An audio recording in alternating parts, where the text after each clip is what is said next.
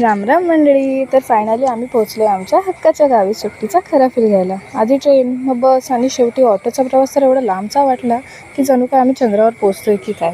पण गावात आल्या सगळ्यात आधी दर्शन झालं आमच्या सुप्रीम कोर्टचं, म्हणजेच आपले लाडके आजी आजोबा. त्यांना भेटून मन कसं तृप्त झालं. आणि हे बघा, उन्हाळ्यापासून स्वतःला वाचवायला माझी बहीण कशी निंजा टेक्निक वापरून आली आहे. ओळखलं का हिला? आता गावात एवढं ऊन आहे की AC पण फेल पडेल. आमच्या मम्मीने कूलरच्या हवेला अजून थंड करायला गावरान जुगाड केला आहे.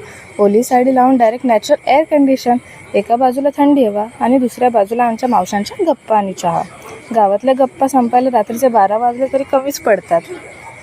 तितके शेजारच्या काकूंनी पुकार केला, या रे नाश्ता करायला. गावातलं हेच प्रेम असतं. नाश्ता उरकून आजी पाटा वरवंटा घेऊन जेवणाच्या तयारीला लागली.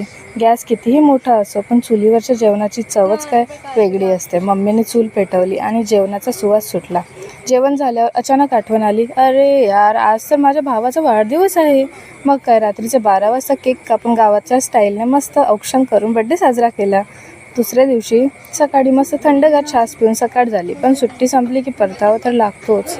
सगळं गाव आम्हाला सोडायला रिक्षापर्यंत आलं. जड अंतकरणाने बाय बोलून आम्ही